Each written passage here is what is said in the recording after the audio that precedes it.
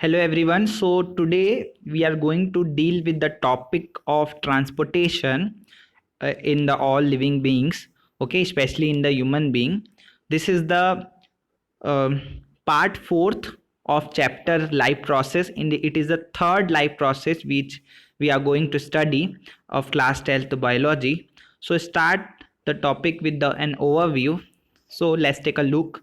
Uh, what thing we have to cover under this topic? The first we would study about an introduction to transportation system. Second हम पढ़ेंगे in simple in lower organism how the transportation process take place. Third, in human being which type of circulation system is found. Fourth, blood, what is blood and blood vascular system. Then the heart, double circulation, and after that blood pressure. Then after that transportation in plants. So all this topic we have to cover under this topic. So start from the introduction. Transportation is a life process in which a substance synthesized or absorbed in one part of organism is carried to the other parts of the body. तो जैसा कि हम जानते हैं अभी तक हमने देखा दो प्रोसेसेस, जिसमें पहला प्रोसेस था डाइजेशन का, जिसमें जो एब्जॉर्ब फूड मटेरियल है उसको एब्जॉर्ब किया. रेस्पिरेशन में हमने देखा कि गैसियस एक्सचेंज और ऑक्सीडेशन ऑफ फूड देखा. तो जो बने हुए प्रोडक्ट है या गैसियस एक्सचेंज में जो ऑक्सीजन है उसको पूरे बॉडी पार्ट में कैसे एक जगह से एब्जॉर्ब करके या एक जगह से सिंथेसाइज करके सारे चीज़ों को कैसे ट्रांसपोर्ट किया जाता है बॉडी में, और हमको ये ट्रांसपोर्टेशन की ज़रूरत है, सारे ऑर्गेनिज्म में ज़रूरत है. सो जो ये ट्रांसपोर्टेशन सिस्टम है इसको एनिमल्स में सर्कुलेटरी सिस्टम भी बोलते हैं. हायर एनिमल्स में अगर देखेंगे या हायर ऑर्गेनिज्म में हम देखेंगे कंप्लीट ब्लड वेस्कुलर सिस्टम देखा जाता है, डेवलप हुआ रहता है. लेकिन लोअर ऑर्गेनिज्म में देखेंगे तो इस तरीके का कोई भी कंप्लीट ब्लड वेस्कुलर सिस्टम नहीं होता है. उसके जगह पे स्मॉल टाइप ऑफ कैपिलरी या फिर ट्रांसपोर्टेशन सर्कुलेटरी सिस्टम होता है. तो moving on to the next slide. तो सबसे पहले हम देख लेते हैं ट्रांसपोर्टेशन इन स्मॉलर ऑर्गेनिज्म और invertebrate. Invertebrate are those animal they don't have vertebral column in their body. तो उनकी बॉडी में पीछे वर्टिबल कॉलम नहीं होता, यानी कि बैक बोन नहीं होता. तो ऐसे स्मॉलर ऑर्गेनिज्म जो नॉन कॉर्डेट्स होते हैं उसमें किस तरीके का, या उनसे छोटे जो ऑर्गेनिज्म होते हैं उनमें किस तरीके का ट्रांसपोर्टेशन सिस्टम देखने को मिलता है.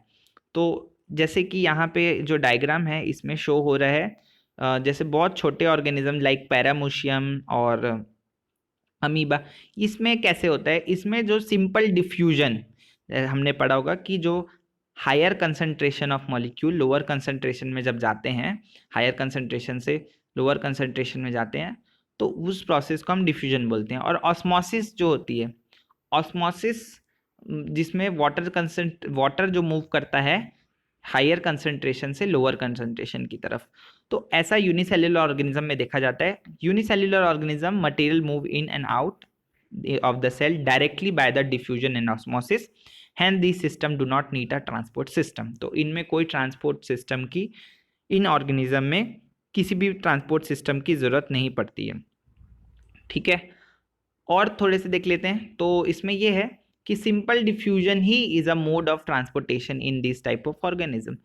Now through open type of blood vascular system, कुछ जो जैसे अभी हमने देखा ये बहुत छोटे माइक्रो ऑर्गेनिज्म है, लेकिन इनसे थोड़े से कुछ बड़े जैसे इंसेक्ट है, मोलस्क है, उनमें जो है वो ओपन टाइप का ब्लड वेस्कुलर सिस्टम, यानी ब्लड फ्लो जरूर होता है लेकिन open type of blood vascular system होता है. जैसे कि ये एक आपको बटरफ्लाई में दिख रहा है कि किस तरीके का जो है हार्ट और वो चीज़ें हैं, लेकिन फिर भी ओपन ब्लड वेस्कुलर सिस्टम, यानी पूरा जो ब्लड है कॉम्पैक्टली आर्टरीज और वेन में नहीं जाता है, जबकि साइनस के थ्रू पूरे ब्लड जो है बॉडी में मूव करता है.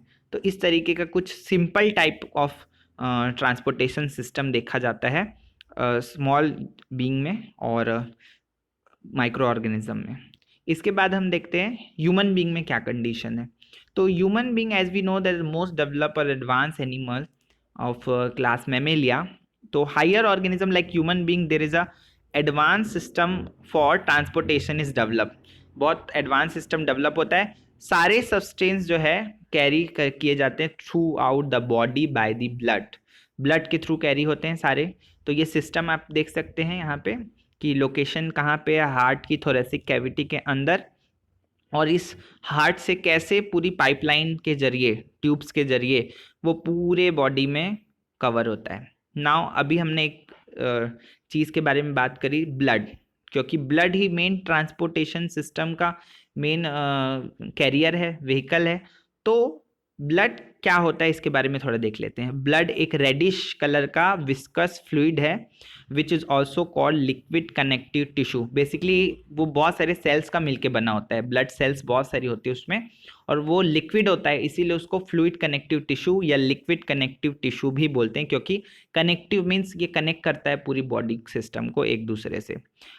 इसका पीएच होता है अबाउट 7.8, जो कि थोड़ा सा एल्कलाइन है, नॉट न्यूट्रल भी नहीं है, एसिडिक भी नहीं है, ये थोड़ा सा एल्कलाइन नेचर शो करता है ब्लड का।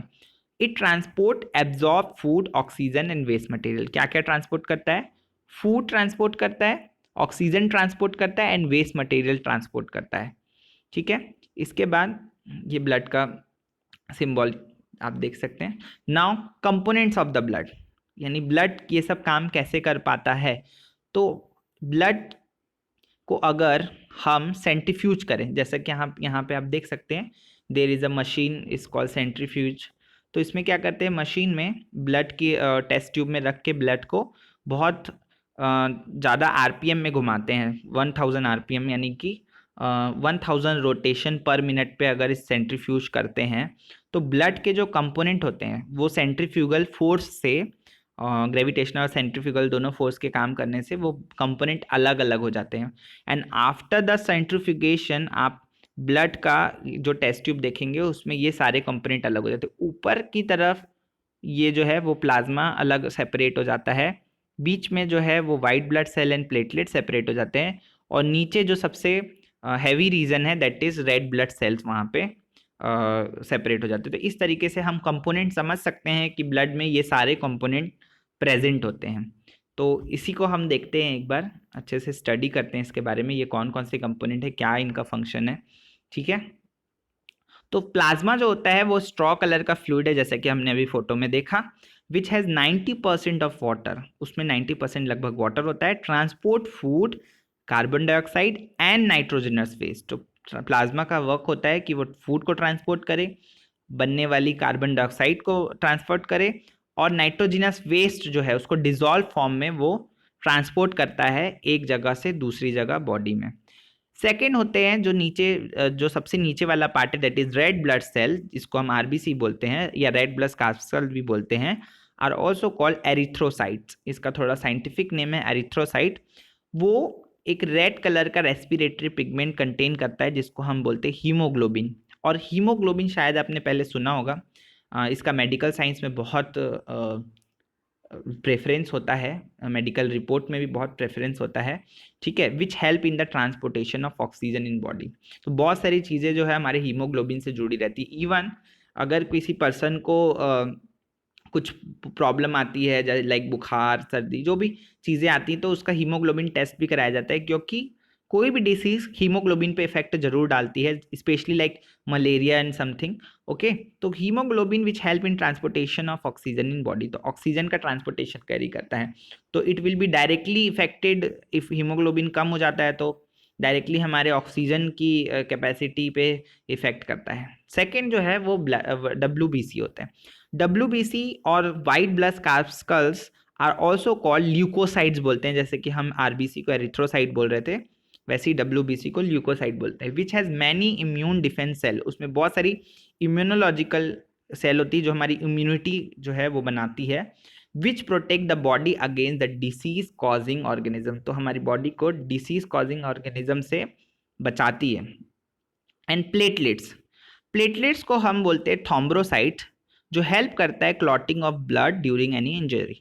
तो उसमें जो थर्ड जो कंपोनेंट है वो प्लेटलेट्स का होता है, और वो हमको हेल्प करता है क्लॉटिंग ऑफ ब्लड किसी भी इंजरी के टाइम पे। जब इंजरी होती है, जब बॉडी को वो पोर्शन कट होता है, कोई सा भी छोटी बड़ी चोट लगती है, तो वहाँ से जब ब्लड लीक होना शुरू होता है तो उसमें प्लग का काम करता है, इमरजेंसी प्लग का काम करता है थ्रोम्बोसाइट या प्लेटलेट्स। ठीक है, नाउ हीमोग्लोबिन के बारे में हम थोड़ा बात कर लेते हैं। जैसे कि मैंने पहले भी बोला कि हीमोग्लोबिन एक बहुत ही इंपॉर्टेंट पिगमेंट है जो प्रेजेंट होता है, जिसकी वजह से ब्लड का कलर जो है रेड होता है। ठीक है, और ऑक्सीजन की कैरिंग कैपेसिटी हीमोग्लोबिन पर डिपेंड करती है। तो it is a red colour respiratory pigment first, due to it blood has red in colour. Normal range जो हीमोग्लोबिन में है ह्यूमन बीइंग में, मेल एंड फीमेल दोनों जेंडर्स में अलग अलग होता है। हेल्दी अडल्ट मेल में अबाउट 13.8 टू 18.0 ग्राम के रेंज में होना चाहिए पर 100 ml उसमें, और फीमेल में अबाउट 12.1 टू 15.1 ग्राम पर 100 ml होना चाहिए। एक नॉर्मल रेंज है, अगर इससे कम ज़्यादा होता है तो it will be effect to the human body. Okay, so lack of haemoglobin cause anaemia in the person. तो anaemia is a condition which is called the scarcity of blood, we can say deficiency of hemoglobin or deficiency of blood. Okay, now deficiency of hemoglobin can be treated by the iron containing food. तो उन patients को doctors वो सलाह देते हैं जिनके blood में haemoglobin कम होता है, तो उनको कैरेट और ग्रीन वेजिटेबल्स जो आयरन कंटेनिंग फूड है उसको लेने की सलाह देते हैं, ताकि हीमोग्लोबिन का लेवल वापस से बैलेंस हो जाए बॉडी में। ओके, अब हम बात करते हैं ब्लड के बाद ब्लड वेस्कुलर सिस्टम के बारे में, जो कम्प्लीटली डेवलप होता है ह्यूमन बीइंग में। ठीक है, तो ये पूरा ब्लड वेसल सिस्टम हम देख सकते हैं, वेस्कुलर सिस्टम। ह्यूमन बीइंग के ब्लड वेस्कुलर सिस्टम में पहला पार्ट जो होता है वो हार्ट, जो कि मेन ऑर्गन है। सेकेंड होता है आर्टरीज, जो आपको रेड कलर का दिख रहा है। उसके बाद वेन्स, जो आपको ब्लू कलर की दिख रही है, और बहुत जो पतली छोटी छोटी आर्टरीज और वेन के बीच में एकदम थ्रेड लाइक स्ट्रक्चर होती है, उसको बोलते हैं कैपिलरीज। तो सबसे पहले हम बात कर लेते हैं the main organ, the heart. जो ह्यूमन बीइंग का हार्ट होता है वो पंपिंग ऑर्गन है, जो ब्लड पंप करता है। Present under the chest region, under protected by rib cage, क्योंकि ये डेलिकेट और सॉफ्ट ऑर्गन है तो उसको प्रोटेक्ट करने के लिए वो प्रोटेक्टिव कवरेज, यानी रिब, जो हमारी रिब्स होती है, पसलियां होती हैं, उसके उस केज के अंदर वो होता है। It is present between the lungs, तो लंग्स के बीच में वो प्रेजेंट होता है, सेंटर में होता है, बट उसका बहुत सारा पोर्शन जो है टिल्टेड होता है टुवर्ड द लेफ्ट। इसीलिए हम बोलते हैं जो हमारा हार्ट होता है वो लेफ्ट की तरफ होता है, but actually the position in the centre, but it is more tilted toward the left, तो इसीलिए उसको लेफ्ट में बोलते हैं। द मेन ऑर्गन होता है हमारे ट्रांसपोर्टेशन सिस्टम का, and it is a muscular organ made up of the cardiac muscle, और जो मसल का बना होता है उन मसल्स को बोलते हैं कार्डियन मसल। ये ऐसी मसल होती है जो एक बार अगर वर्क करने स्टार्ट करती है बाय द बर्थ, तो फिर वो एंड तक के, जब तक के किसी ह्यूमन बीइंग की डेथ नहीं हो जाती है, किसी ऑर्गेनिज्म की डेथ नहीं होती, तब तक वो काम करती रहती है। तो इसीलिए ये स्पेशल टाइप की मसल्स का बना होता है जिसको कार्डियक मसल बोलते हैं। साइज जो रहता है ह्यूमन बीइंग का वो एज बिग एज फिस्ट, जो मुट्ठी के बराबर होता है। तो अगर किसी को अगर एक रफ एस्टिमेट निकालना है कि मेरा हार्ट कितना बड़ा, तो आप ऐसे अपनी जो फिस्ट बना लें ना, मुट्ठी को बंद कर लें, तो जो बंद मुट्ठी का जितना बड़ा शेप होगा उतना ही बड़ा आपके हार्ट का शेप है लगभग। ये एक एस्टिमेशन के लिए यूज़ कर सकते हैं। एनाटॉमी देखेंगे हार्ट की, तो हार्ट में जो है आपको पता है 4 चैम्बर्स होते हैं। हमारा जो ह्यूमन बीइंग का हार्ट है 4 चैम्बर, इसमें आपको इस डायग्राम में, इस पिक्चर में आप देख सकते हैं कैसे ब्लड जो है वो आ रहा है, पास हो रहा है, और कैसे हार्ट जो है वो बीट कर रहा है। तो बेसिकली ह्यूमन हार्ट में जो 4 चैम्बर होते हैं जो मिक्सिंग नहीं होने देते हैं ऑक्सीजनेटेड और डीऑक्सीजनेटेड ब्लड को। अब यहाँ जो दूसरा डायग्राम है, इसको अगर मैं थोड़ा सा जूम करूँ तो आप देख सकते हैं कि जो blue colour type violet colour जो ब्लड दिख रहा है वो एक्चुअली डीऑक्सीजनेटेड ब्लड है, और रेड कलर जो ब्लड दिख रहा है वो ऑक्सीजनेटेड ब्लड है। इनकी मिक्सिंग कहीं पे भी नहीं हो रही है, दोनों जो है सेपरेटली जो है हार्ट में फ्लो हो रहे हैं, लेकिन मिक्सिंग कहीं पे भी नहीं हो रही। तो ये मिक्सिंग ना हो इसीलिए हार्ट का इस तरीके से कुछ डिज़ाइन होता है।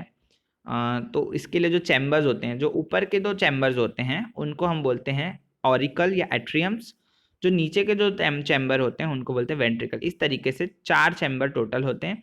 बीच में एक सेप्टा होता है जिसको हम बोलते हैं सेप्टम, और ये सेप्टा डिवाइड करता है हार्ट को एक और दूसरे पार्ट में, 2 पार्ट्स में।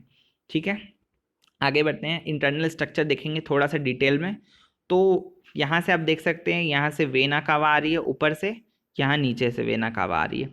दोनों जो है राइट एट्रियम में आ जाती है।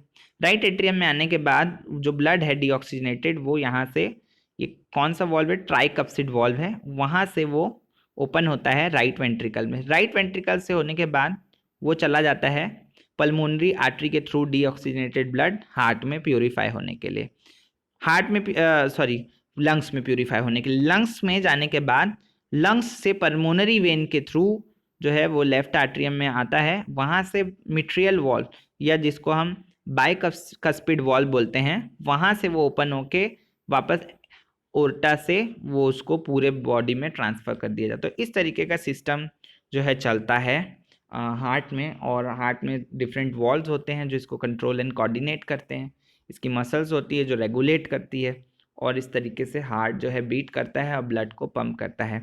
यहाँ पे जो पल्मोनरी आर्टरी और पल्मोनरी वेन देख रहे हैं, एक्चुअली आर्टरी का काम होता है कि ऑक्सीजनेटेड ब्लड को सप्लाई करना, और वेन का काम होता है डीऑक्सीजनेटेड ब्लड को सप्लाई करना। लेकिन पल्मोनरी आर्टरी और पल्मोनरी वेन अपने आर्टरी और वेन के नेचर के अलग काम करती हैं। यानी पल्मोनरी आर्टरी जो है वो डीऑक्सीजनेटेड ब्लड को ट्रांसफ़र कर देती है टू द लंग्स, और पल्मोनरी वेन जो है वो ऑक्सीजनेटेड ब्लड को ट्रांसफ़र करती है टू द हार्ट। ठीक है, अभी इसके बारे में और डिटेल स्ट्रक्चर देखेंगे। Evolution of heart among the vertebrate. तो हार्ट अगर देखेंगे वर्टिब्रेट, इवन कॉर्डेट्स में भी हार्ट कैसे कैसे डेवलप हुआ है, तो थोड़ा सा इवोल्यूशन है। जैसे फिश का हार्ट जो होता है, तो फिश एक वर्टिब्रेट तो है बट लोअर वर्टिब्रेट है। तो फिश का हार्ट जो रहता है जिसको वेनस हार्ट बोलते हैं, सिर्फ ब्लड एक ही बार हार्ट में आता है और आउट हो जाता है, वेनस हार्ट। इसमें कोई डीऑक्सीजनेटेड ऑक्सीजनेटेड के लिए कुछ जगह नहीं होती। एम्फीबियन यानी फ्रॉग वगैरह का हार्ट देखेंगे तो उसमें मिक्सिंग तो हो रही है ब्लड की, क्योंकि दो तरफ से ब्लड आता है और एक तरफ से फिर ट्रांसफ़र हो जाता है। तो ये भी वेनस हार्ट ही है, बट थोड़ी सी मिक्सिंग कम हो रही है as compared to fish. Reptile में देखेंगे तो इसमें बहुत कुछ तो डेवलप हो गया है कि मिक्सिंग ना हो, लेकिन फिर भी यहाँ पे वॉल पूरी तरीके से कवर नहीं हुआ। लेकिन रेप्टाइल का एक एनिमल है क्रोकोडाइल, उसमें ये पूरा 4 चैम्बर हार्ट डेवलप हो जाता है। लेकिन बर्ड और मैमल का देखेंगे हार्ट लगभग पूरा सेम है, इसमें कोई भी मिक्सिंग नहीं होती ब्लड और डीऑक्सीजनेटेड ऑक्सीजनेटेड की, और highest amount of energy blood के थ्रू मिलती है क्योंकि पूरा ऑक्सीजनेटेड ब्लड इसमें मिलता है। और इस तरीके से इवोल्यूशन देखा जाता है कि कैसे 2 चैम्बर से स्टार्ट करते हुए 2.5 chamber and 3.5 chamber and then completely 4 chamber heart develop हुए हैं। तो ये एक इवोल्यूशन है जो हार्ट के एनिमल्स के साथ हुआ है। इसीलिए कहीं ना कहीं हम मैमल को सबसे ज़्यादा ऊपर के पायदान पे रखते हैं कि वो सबसे ज़्यादा डेवलप्ड एनिमल्स हैं। डबल सर्कुलेशन देखेंगे, ह्यूमन बीइंग में हार्ट में डबल सर्कुलेशन होता है। कैसे होता है, जैसे कि 8 स्ट्रक्चर आपको दिख रहा है। अब आप यहाँ पे थोड़ा सा समझेंगे, पल्मोनरी आर्टरी क्या कर रही है, हार्ट से ब्लड को ले जाके लंग्स में डाल रही है, लंग्स से पल्मोनरी वेन क्या कर रही है, फिर वापस हार्ट में डाल रही है। ठीक है, अब यहाँ से लेफ्ट आर्ट्रियम से ये जो है उसको ओर्टा जो है पूरी बॉडी में पहुँचा रही है, फिर वेना कावा जो है वो उसको वहाँ से लेके वापस से राइट एट्रियम और राइट वेंट्रिकल में डाल रही है।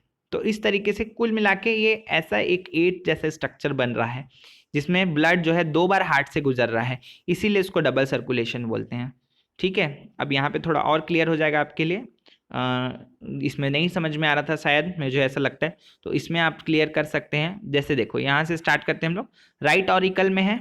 ठीक है, राइट ऑरिकल से किस में गया, राइट वेंट्रिकल में, राइट वेंट्रिकल से फिर लंग्स में चला गया, लंग्स से फिर प्यूरिफाई होके लेफ्ट ऑरिकल में आया, लेफ्ट ऑरिकल से लेफ्ट वेंट्रिकल में, लेफ्ट वेंट्रिकल से फिर ओर्टा के थ्रू पूरी बॉडी में, फिर बॉडी में फिर डीऑक्सीजनेटेड होके राइट। तो इस तरीके से ये बार बार ये प्रोसेस चलती रहती है। मैंने जब आपको बताया कि ऐसा 8 करके एक प्रोसेस चलती रहती है, तो इसीलिए इसको बोलते हैं डबल सर्कुलेशन।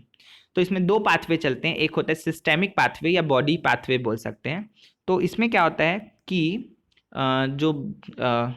हाँ, इसमें जो आर्टरीज है हार्ट से निकल करके पूरी बॉडी में आर्ट्रियोल के थ्रू पूरी बॉडी में ले जाती है, बॉडी से जो वेन्स है उसको कलेक्ट करके हार्ट में ले जाती है। ये जो पाथवे होता है इसको सिस्टेमिक पाथवे या हम इसको बॉडी पाथवे बोलते हैं कि जो बॉडी में ही ट्रांसपोर्ट कर रहा है।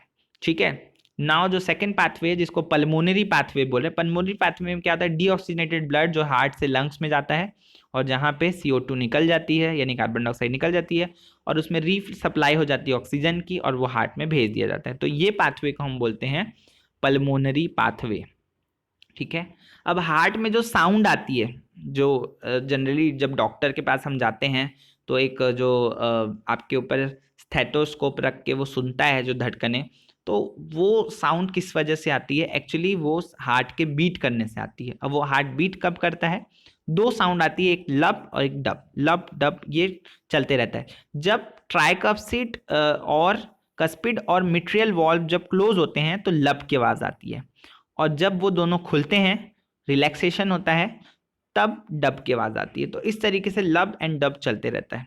ठीक है, तो जब हार्ट कॉन्ट्रैक्ट होता है तो लब की आवाज आती है, और जब हार्ट रिलैक्स होता है तब डब की आवाज आती है। तो इस तरीके से वो साउंड चलते रहता है। और ऑन एन एवरेज 72 टाइम्स जो है वो हार्ट बीट करता है पर मिनट। तो आप अंदाज़ा लगा सकते हैं कि पूरे 1 घंटे में वो कितने बार बीट करता होगा, मल्टीप्लाई कर सकते हैं। Okay, now arteries. आर्टरीज के बारे में बात करेंगे। तो आर्टरीज क्या है? थिक वॉल्ड ब्लड वेसल्स है। ठीक है, जो बहुत डीप में होती है आर्टरी, ऊपर नहीं दिखती है इजीली। कैरी जो है ब्लड कैरी करती है हार्ट से दूर और डिस्ट्रीब्यूट करती है बॉडी में। आर्टरीज की जो वॉल है, पर्टिकुलरली जो हार्ट के पास वाली जो आर्टरी है, वो थिक होती है, जिससे उनको फैलने में या डायमीटर बढ़ाने में इंक्रीज करती है, और रप्चर नहीं होती जब हार्ट बहुत कॉन्ट्रैक्ट करता होता है, फोर्स करता है ब्लड अंदर।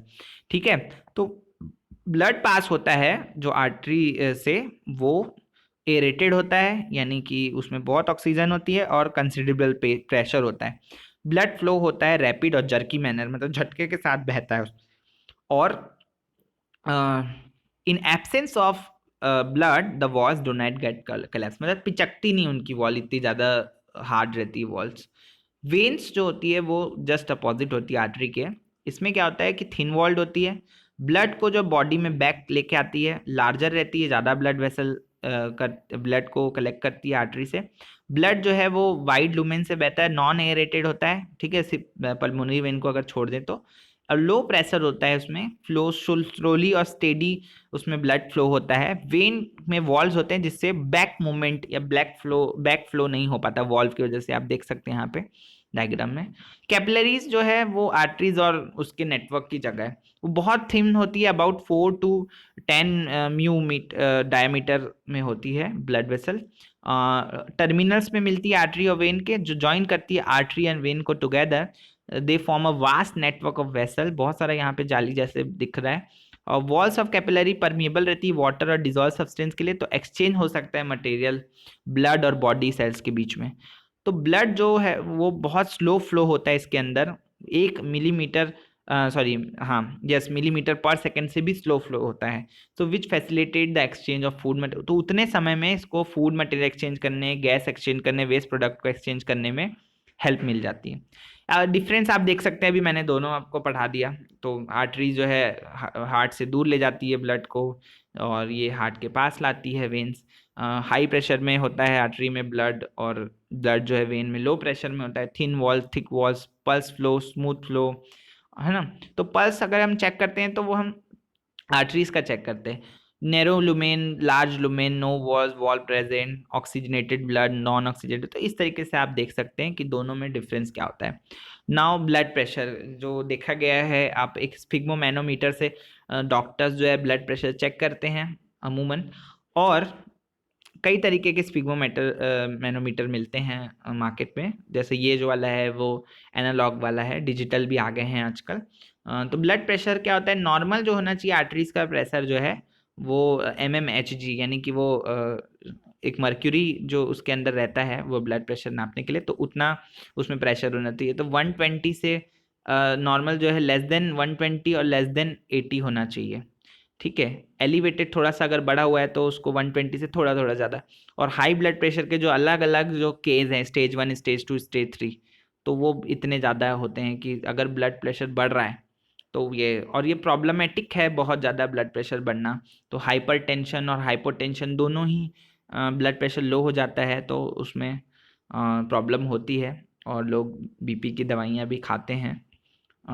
क्लॉटिंग ऑफ ब्लड, तो इंजरी जैसे ही होता है ब्लड वेसल, तो मैंने आपको बताया था कि प्लेटलेट्स आती हैं, वाउंड के कंस्ट्रिक्ट हो जाता है, रिड्यूस हो जाता है ब्लड फ्लो डैमेज एरिया में।